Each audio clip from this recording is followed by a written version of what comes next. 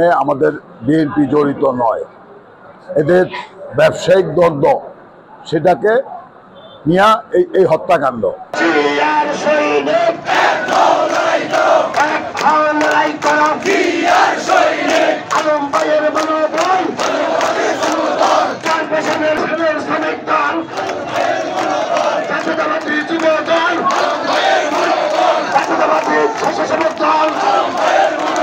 আমাদের acting chairman জনাব তারেক রহমান সহ সারা বাংলাদেশের বিএনপি নেতা কর্মীদেরকে নিয়ে গভীর ষড়যন্ত্র চলতেছে।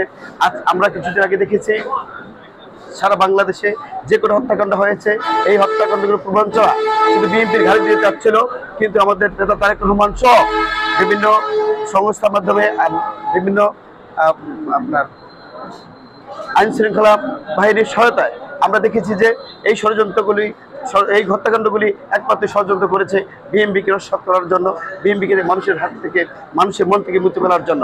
কিন্তু সকল ষড়যন্ত্রকে উপেক্ষা করে বিএনপি আল্লাহর রহমতে আপনাদের দোয়ায় এই পর্যন্ত মাত্র টিকে আছে।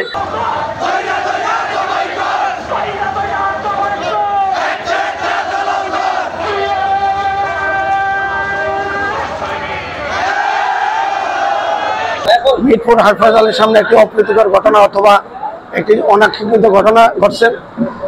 এই অনাকাঙ্ক্ষিত ঘটনাটা আমাদের নেতা, বাংলাদেশ জাতীয়তাবাদী দল বিএনপির ভারপ্রাপ্ত চেয়ারম্যান তারেক রহমান তাৎক্ষণিক বিবৃতিতে আসামিদের দৃষ্টান্তমূলক শাস্তি, আসামিদের গ্রেপ্তারের জন্য সে নির্দেশ দিয়েছে। কিন্তু পাশাপাশি একটি সংগঠন, আমাদের প্রতিপক্ষ, আমাদের দীর্ঘদিন আমাদের সাথে রাজপথে ছিল, তারা তারেক জিয়ার বিরুদ্ধে অপপ্রচার এবং কটূক্তির বিরুদ্ধে আজকের এই মিছিল, তাৎক্ষণিক নাজিমউদ্দিন আলমের নির্দেশে আমরা এর প্রতিবাদে আজকের এই মিছিল।